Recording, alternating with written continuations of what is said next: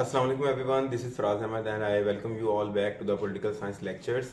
And today we will be continuing with a very important concept that is elections. Elections क्या होते हैं, कैसे elections को जो है वो कितने types के होते हैं, कैसे लोगों की participation ज़रूरी होती है, ये सब कुछ हम आज के lecture के अंदर बड़ी डिटेल से ही देखेंगे, कवर करेंगे. तो सबसे पहले हम स्टार्ट करते हैं what is the definition of elections. Elections होते क्या हैं? You all know to some extent के इलेक्शंस होते हैं कि हम अपने जो इलेक्टिव जो रिप्रेजेंटेटिव होते हैं एक कॉन्स्टिट्यूंसी में से अपने हल्के में से उनको जाके वोट देते हैं और उनको हम कहते हैं जनाबे वाला हमने इलेक्शंस किया. But according to political science what does these things means actually is that के अ फॉर्म ऑफ प्रोसीजर. आपका इलेक्शंस जो है वो क्या है? It is a form of procedure, एक तरीकेकार है laid down by electoral laws, जो कि बताया हुआ है किसने? electoral laws ने हमको बताया है वो सारा तरीकेकार. whereby some members of public, जहां पर लोग यानी पब्लिक के कुछ लोग जो हैं आर चूजन, उनको इलेक्ट किया जाता है, उनको सिलेक्ट किया जाता है बाय पीपल. लोग जो हैं वो क्या कर रहे होते हैं? सिलेक्ट कर रहे होते हैं किनको? पब्लिक के कुछ मेंबर्स को सिलेक्ट कर रहे होते हैं, उनको इलेक्ट कर रहे होते हैं to hold legislative and executive offices. कौन से ऑफिसेज बच्चों? जो हमारे एग्जीक्यूटिव के और लेजिस्लेटिव के, मतलब कि लॉ बनाने वाले और लॉ के ऊपर अमल करवाने वाले जो हमारे ऑफिसेज हैं, उनको जब इलेक्ट कर रहे होंगे इन स्टेट के अंदर, तो उसको हम कहेंगे दीज आर इलेक्शंस. अवाम जब अपने दरमियान से ही कुछ स्पेसिफिक लोगों को पावर देगी कि जनाबे वाला आप जाएं और हमारे लिए लॉज बनाएं और उनके ऊपर इंप्लीमेंटेशन करें, स्टेट के अफेयर्स रन करें, तब हम इस प्रोसीजर को जो है कहते हैं लॉ और इलेक्शंस. और ये इलेक्शंस जो है वो इलेक्टोरल लॉज के थ्रू हो रहे होंगे, मतलब कि कॉन्स्टिट्यूशन के अंदर और उसके अलावा भी पॉलिसी मेकिंग के थ्रू हमने लॉज डिफाइन कर दें कि इलेक्शंस कैसे होंगे, किसको जो है राइट टू वोट है, कौन जाके वोट दे सकता है, कैसे वोट देना है, कौन है जो चेक करेगा, बैलेट पेपर्स कहां से छपेंगे, ये सब चीजें हमने लॉज के थ्रू जो है एनश्राइंड की होंगी अपने कॉन्स्टिट्यूशन के अंदर या आपके इलेक्शन कमीशन जो कि आपका नेशनल इंस्टीट्यूशन है उसके कॉन्स्टिट्यूशन के अंदर. तो इन शॉर्ट अगर मैं इलेक्शंस को जो है वो स्ट्रीम डाउन करूं तो कहा यह जा सकता है द वे, वो तरीकेकार रूल्ड, यानी वो लोग जिनके ऊपर हुक्मरानी की जा रही है, चूज देयर रूलर्स, वो उन लोगों को इलेक्ट करें जो हुक्मरानी करेंगे. वो तरीकेकार जिसके तहत वो लोग जिन्होंने हुक्मरानी करनी है उनको इलेक्ट किया जाए उन लोगों के तहत जिनके ऊपर हुक्मरानी करनी है, तो इसको कहते हैं हम इलेक्शंस. यहां पर जो जॉन ऑस्टिन है वो बहुत ही खूबसूरत एनालॉजी क्रिएट करते हैं आपके इलेक्शंस की. किसके साथ? आपके मैरिज के साथ.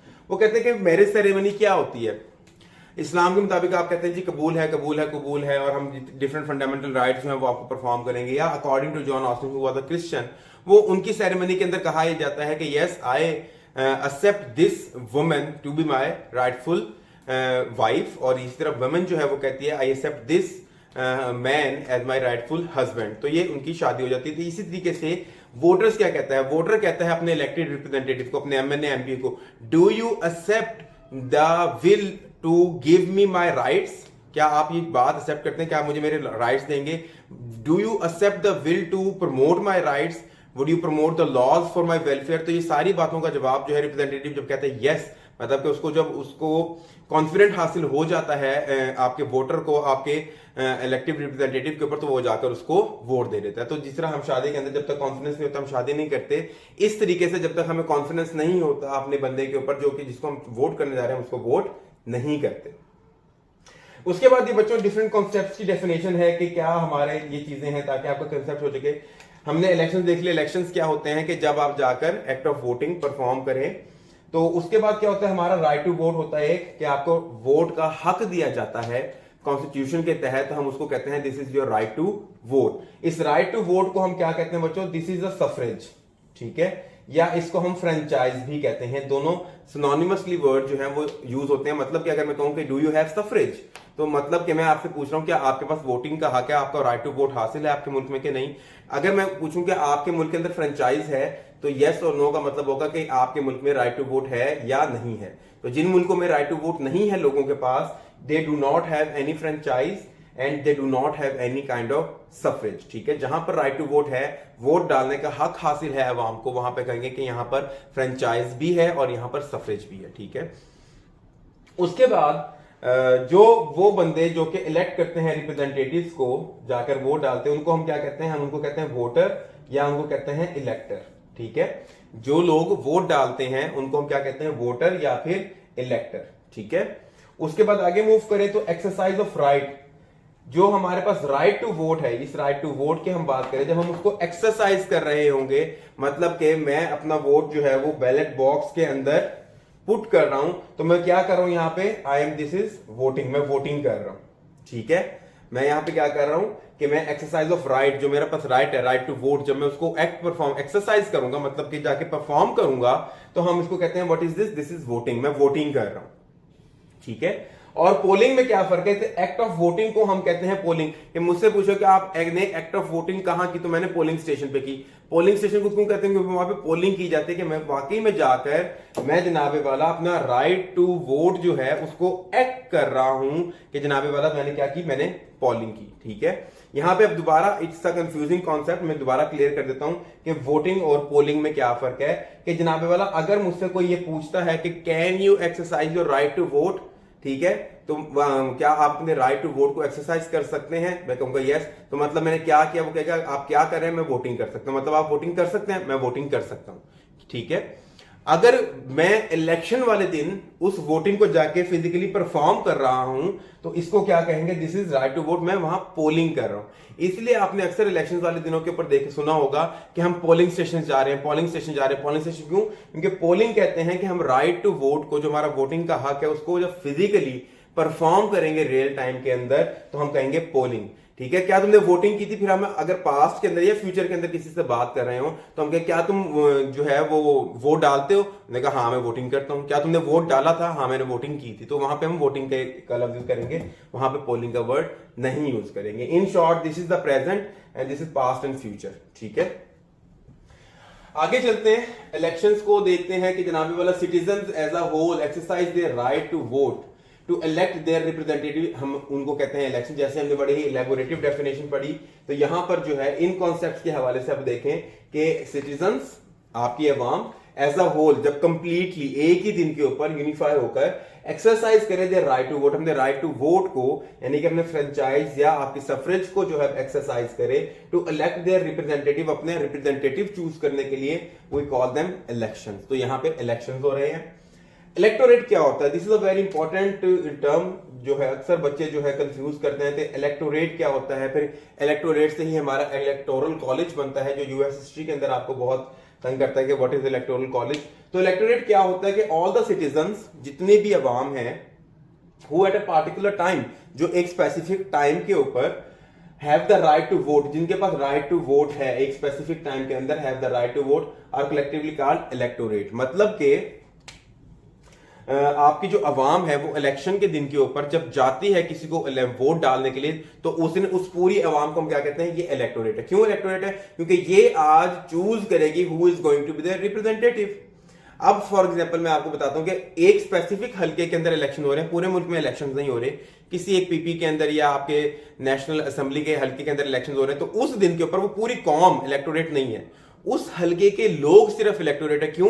क्योंकि उस दिन सिर्फ उसी हल्के के लोग जो है वोट डाल रहे होंगे, उन्हीं के पास जो है वोट डालने का हक होगा, वो ही पोलिंग कर रहे होंगे। तो यहां पे कहेंगे उस दिन इलेक्टोरेट कौन है? उस हल्के के लोग इलेक्टोरेट है, जिनके पास राइट टू वोट है, जिन्होंने अपने ऊपर अपना रिप्रेजेंटेटिव जो है वो चूज करना है, उसको हम कहेंगे इलेक्टोरेट है। इन शॉर्ट कि जिस दिन अवाम ने या जब कभी भी अवाम ने या कुछ स्पेसिफिक लोगों ने अपने लिए कोई रिप्रेजेंटेटिव चूज करना हो, तो वो लोग जो उस टाइम वहां मौजूद होंगे और वोट कर रहे होंगे, हम कहेंगे दिस इज द इलेक्टोरेट। ठीक है, कि इस इलेक्टोरेट ने आज अपने लिए एक रिप्रेजेंटेटिव जो है वो चूज करना। आगे मूव करें, after getting hold of all this basic concept, हम चलते हैं what are the theories of franchise. के मतलब के हमारे पास पॉलिटिकल साइंस के अंदर जो राइट टू वोट है, जो सफरेज है, जो आपका फ्रेंचाइज का जो है कॉन्सेप्ट है, वो किन लोगों के पास होना चाहिए या क्या थ्योरीज हैं उसके ऊपर। तो उसको देख लेते हैं कि number 1 is the individualistic theory of franchise and the second one is the collectivistic theory of franchise. कि इंडिविजुअलिस्टिक थ्योरी ऑफ फ्रेंचाइज के अंदर हम बात करते हैं कि आपका जो राइट टू वोट है वो एक इंडिविजुअल जो है ना हक है, इनहेरेंट हक है हर बंदे का, और जनाबे वाला हर बंदे को जो है ये हक हासिल होना चाहिए कि वो वोट डाल सके। उसका नेचुरल राइट है लाइफ, लिबर्टी, प्रॉपर्टी की तरह वोट डालने का भी। तो हर किसी को ये राइट होना चाहिए कि वो वोट डाल सके। इसकी 3 मेजर आर्गुमेंट्स देते हैं इंडिविजुअलिस्टिक वाले के। वो कहते हैं कि सबसे पहले तो मैन आर बॉर्न इक्वल, जितने भी लोग हैं वो नेचुरली जो है हर कोई बराबर पैदा हुआ है। तो किसी को हम अगर वोट नहीं दे रहे, वोट तक नहीं दे रहे, किसी को दे रहे, तो ये डिस्क्रिमिनेशन है, उनके जो नेचुरल राइट्स हैं उनकी जो है ये वायलेशन है। उसके बाद हम बात करते हैं कि हमारे पास जो पॉपुलर सोवरेनिटी है, जो जनरल विल का जो कॉन्सेप्ट था जो कि रूजो ने दिया था, और हमने सोवरेनिटी के कॉन्सेप्ट के अंदर पढ़ा भी था पॉपुलर सोवरेनिटी। तो पॉपुलर सोवरेनिटी के अंदर जो है ये बात कही जाती है कि आपने लोगों की जो मेजॉरिटी ऑफ द पीपल हैं, जो जनरल लोग हैं, उनकी विल के ऊपर इंप्लीमेंट करना है। तो उनकी विल के ऊपर इंप्लीमेंट आप तभी करेंगे ना जब आप सारों को राइट टू वोट देंगे। तो आपने हर बंदे को अपने सोसाइटी के अंदर राइट टू वोट देना है। तो ये 3 मेजर आर्गुमेंट्स। नंबर 1 के नेचुरल राइट्स हैं, नेचुरली जो है इंसान के पास राइट टू वोट है। दूसरा all man are born equal. और तीसरी बात ही करते हैं कि जनरल विल या पॉपुलर सोवरेनिटी का जो कॉन्सेप्ट है उसके ऊपर आपने फॉलो करना है और हर बंदे को जो है आपने राइट टू वोट देना। और यहीं से आपके जो इंडिविजुअलिस्टिक वाले हैं वो कॉन्सेप्ट बात करते हैं यूनिवर्सल सफरेज की। किस चीज की हम यहां पर बात करते हैं? यूनिवर्सल सफरेज की।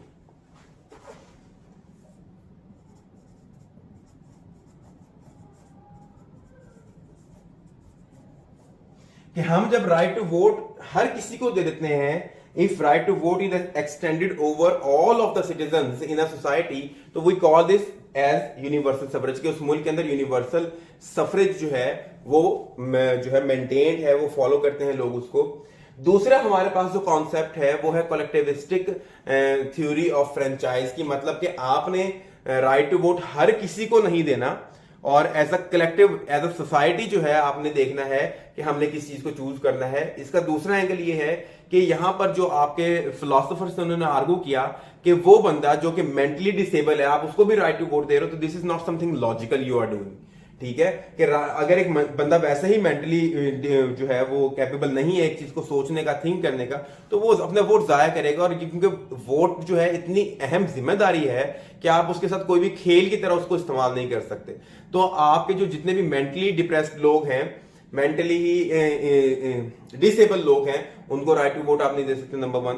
नंबर 2, वो जो क्रिमिनल्स हैं, क्यों? They have violated the laws of the land, they are already not following your laws, तो आप उनको कैसे राइट टू वोट दे सकते हो? तो जितने भी क्रिमिनल्स हैं आप उनको राइट टू वोट नहीं दे सकते। तो इन बातों की बिना पर ये कहते हैं कि एक जो वोटिंग का जो जिम्मेदारी है, it is a collective responsibility, it's not an individualistic responsibility. तो यहां पे this is the collectivistic theory of franchise कि you can not extend the right to vote on all of the public equally. You have to be discriminate among the good from the you have to discriminate between the good ones and the bad ones. और यहां पर हमारे पास जो concept आता है कि उन्होंने universal suffrage का किया था, तो यहां पर ये लोग बात करते हैं रिस्ट्रिक्टेड सफरेज की।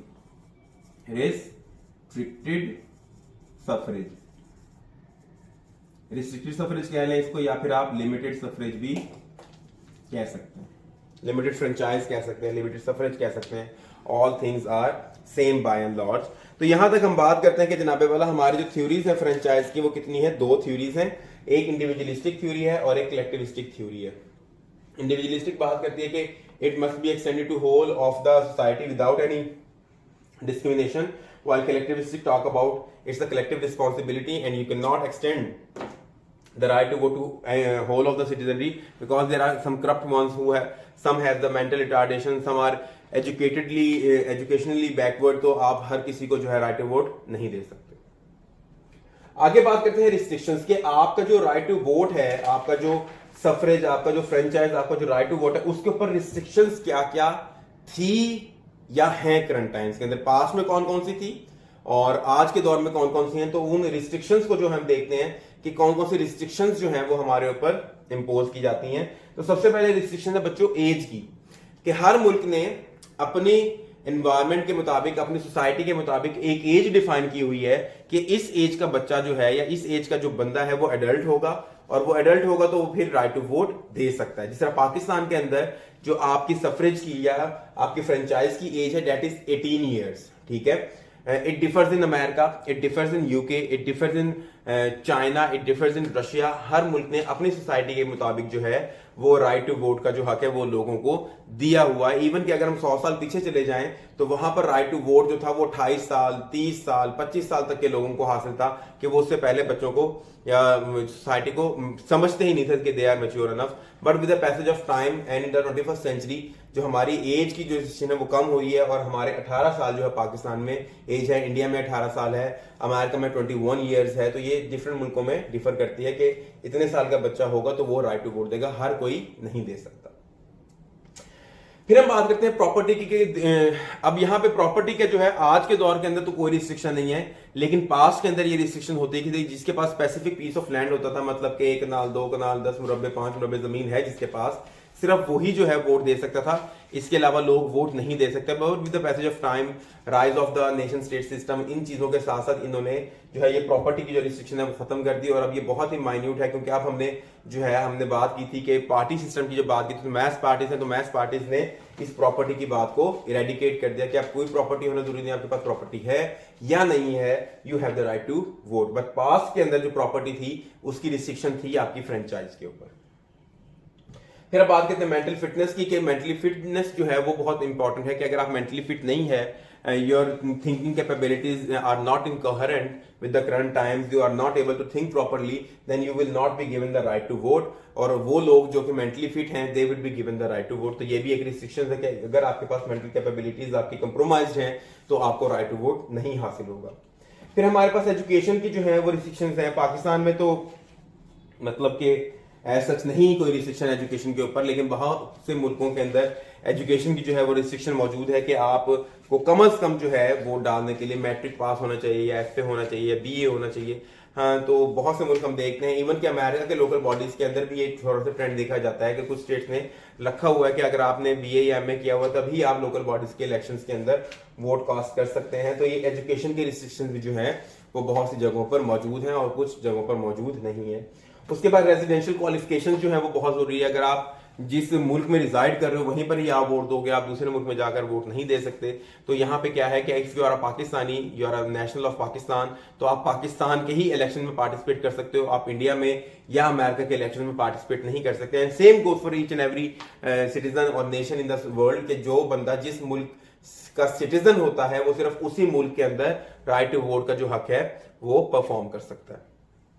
उसके बाद हमारी लास्ट रिस्ट्रिक्शन जिसके ऊपर जो कि हमारा मद्देनजर है बहस का, कि हमने यहाँ पर देना है राइट टू वोट या नहीं देना, या किस बेसिस पे नहीं देना या किन बेसिस पे देना है, उसको हम देखते हैं कि दैट इज सेक्स। और यहाँ पे सेक्स की जब हम बात करते हैं तो मेल एंड फीमेल, कि बहुत से लोग जो है ये बात करते हैं कि the female should have the right to vote, while other talks about no, they should not have the right to vote, and this is a very big debatable topic in current times.